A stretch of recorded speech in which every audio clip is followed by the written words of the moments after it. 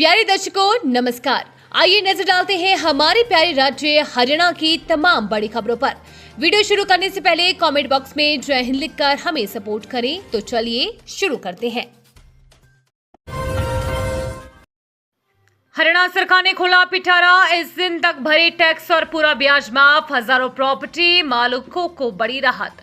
हरियाणा सरकार ने property tax बकायादारों को राहत प्रदान करते हुए शहरी स्थानीय निकाय विभाग के माध्यम से एक मुश्त योजना लागू की है। वर्ष 2010-11 से 2024-25 तक के लंबित प्रॉपर्टी टैक्स पर लगने वाली पूरे ब्याज को माफ करने का फैसला किया है। सरकार की ओर से जारी अधिसूचना के बाद अब प्रदेश भर के हजारों मकान, दुकान और व्यावसायिक संपत्ति मालिक बिना ब्याज दिए अपना पूरा टैक्स जमा कर सकेंगे।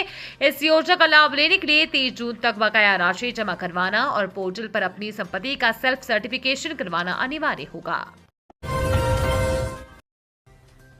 चेतावनी, हरियाणा में आज से 5 दिन लू चलने का अलर्ट, फिर बढ़ेगी गर्मी, किसानों को दी ये सलाह।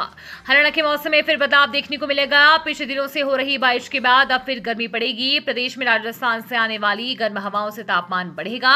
आज से 5 दिन तक लू चलेगी।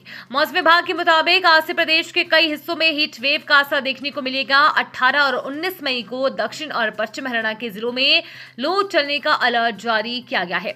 मौसम विभाग के अनुसार आज पूरे हरियाणा में मौसम साफ रहेगा। इसके बाद लगातार तापमान में बढ़ोतरी होगी। 20 मई से शुरू होंगे आवेदन, चूकी तो देना होगा तगड़ा जुर्माना, जाने पूरा स्केड्यूल। हरियाणा विद्यालय शिक्षा बोर्ड एचपीएससी की 10वीं और 12वीं की परीक्षाओं में जिन छात्रों की कंपार्टमेंट आई है उनके लिए जरूरी खबर है। बोर्ड ने कंपार्टमेंट परीक्षा के लिए ऑनलाइन आवेदन का स्केड्यूल जारी कर दिया है। छात्र 20 मई से बोर्ड की आधिकारिक वेबसाइट पर जाकर परीक्षा के लिए अप्लाई कर सकते हैं। बिना लेट फीस के आवेदन करने की आखिरी तारीख 11 जून तय की गई है। इसके लिए छात्रों को 1000 आवेदन शुल्क देना होगा। यदि छात्र तय समय सीमा के भीतर फॉर्म नहीं भर पाते हैं तो उन्हें बढ़ते हुए जुर्माने के साथ आवेदन का मौका मिलेगा। बोर्ड ने स्पष्ट किया है कि 2 जुलाई के बाद किसी भी परिस्थिति में आवेदन स्वीकार नहीं किए जाएंगे। हरियाणा सरकार का बड़ा एक्शन, नई परियोजनाओं के लाइसेंस पर रोक, जानिए क्या है वजह। हरियाणा के टाउन एंड कंट्री प्लानिंग विभाग ने real estate company Parshvanath developers limited और उसके निर्देशकों के खिलाफ सख्त कदम उठाए हैं। विभाग ने कंपनी को राज्य में किसी भी नई परियोजना के लिए लाइसेंस देने पर रोक लगा दी है। ये कार्रवाई धोखाधड़ी, नियमों के उल्लंघन और भारी बकाया राशि के मामलों को देखते हुए की गई है। विभाग के अनुसार कंपनी के खिलाफ नई दिल्ली में धोखाधड़ी, आपराधिक विश्वासघात और साजिश से जुड़े कई मामले दर्ज हैं। इनमें 2020 की एक एफआईआर और 2024 में दर्ज 6 अलग अलग एफआईआर शामिल है। इससे कंपनी की कार्यशैली पर गंभीर सवाल उठे हैं। हरियाणा सरकार की बड़ी पहल, महिलाओं और किशोरियों को मिलेंगे मुफ्त सैनिटरी पैड। हरियाणा सरकार ने महिलाओं और किशोरियों के स्वास्थ्य एवं स्वच्छता को ध्यान में रखते हुए बड़ी पहल की है।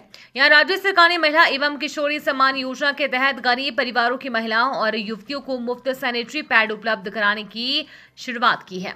महिला एवं बाल विकास विभाग के अनुसार योजना का लाभ गरीबी रेखा से नीचे जीवन यापन करने वाले परिवारों की महिलाओं और किशोरियों को दिया जाएगा।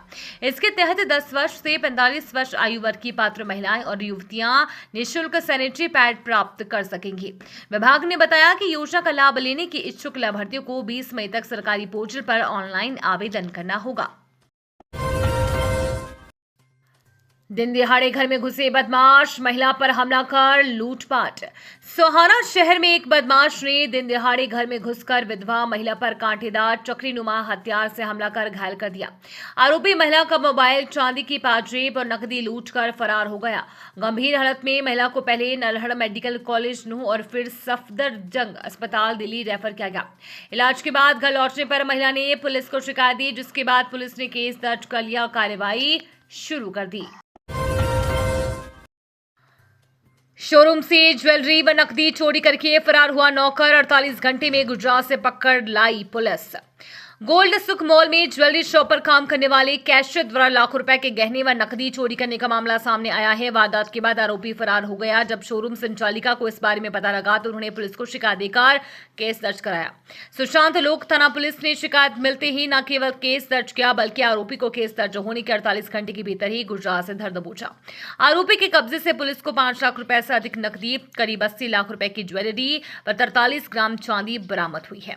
पुलिस आरोपी से पूछताछ कर रही है।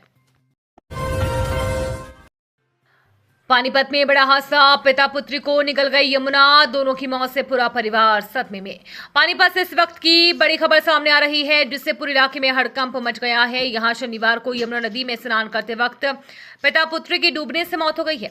आनंद फानंद में दोनों को वहां से सिविल अस्पताल ले जाया गया, जहां चेकअप के बाद डॉक्टरों ने उन्हें मृत घोषित कर दिया। फिलहाल पुलिस ने दोनों के शव को कब्जे में लेकर जांच शुरू कर दी है। जानकारी के अनुसार मृतक मनोज मूल रूप से पटना बिहार का रहने वाले थे। वो पिछले कई सालों से अपने परिवार के साथ पानीपत में रह रहे थे। मनोज और उनके परिवार का वयस्क सदस्य पानीपत की ही एक निजी कंपनी में काम कर अपना गुजारा करते थे। शनिवार को छुट्टी होने के चलते परिवार के सभी सदस्य एक साथ समय बिताने और स्नान करने के लिए यमुना नदी के तट पर पहुंचे थे। किसी को अंदाजा नहीं था कि ये पिकनिक कुछ ही समय में मातम में बदल जाएगी। नूह में भयानक सड़क हादसे में एमपी के यूट्यूबर की मौत, 2 घायल दोस्तों के साथ वीडियो बनाने जा रहे थे लद्दाख। हरियाणा के नूह से एक भयानक सड़क हादसे की खबर सामने आई है। यहां दिल्ली मुंबई बड़ौदा एक्सप्रेसवे पर शनिवार को हुए एक सड़क हादसे में 25 वर्षीय यूट्यूबर अंकित गायकवाड़ की मौत हो गई है। इस हादसे में उनके 2 दोस्त घायल हुए हैं। उनकी हालत गंभीर बताई जा रही है। हादसा जिले के सदर थाना फिरोजपुर झीरका क्षेत्र में हुआ है। बताया जा रहा है कि गाड़ी अनियंत्रित होकर टैंकर से टकरा गई। वहीं इस हादसे में 25 वर्षीय यूट्यूबर अंकित गायकवाड़ की जान चली गई है, जबकि 2 घायल लोग गए हैं, जिनमें एक युवती भूमिका और एक युवक है। झुलसाने वाली गर्मी में 55 दिनों में 4200 किलोमीटर दौड़ेंगे कार्तिक जोशी। फिट इंडिया का संदेश दे रहे हैं अल्ट्रा रनर। कहते हैं कि अगर हौसलों में उड़ान हो तो मंजिलों की दूरी मायने नहीं रखती। ऐसा ही प्रण लेकर इंदौर के अल्ट्रा रनर कार्तिक जोशी देश के युवाओं को फिटनेस का संदेश देने के लिए देश के कोने से दूसरे कोने तक दौड़ पर निकल चुके हैं। कार्तिक भारत के सबसे ठंडे इलाकों में शुमार द्रास से लेकर देश के आखिरी छोर कन्याकुमारी तक का सफर तय कर रहे हैं। 4200 किलोमीटर का ये बेहद कठिन सफर कार्तिक महज 55 दिनों में पूरा करने वाली है। ये थी आज की फटाफट खबरें। हम मिलेंगे अगले बुलेटिन में, तब तक के लिए धन्यवाद और जय हिंद।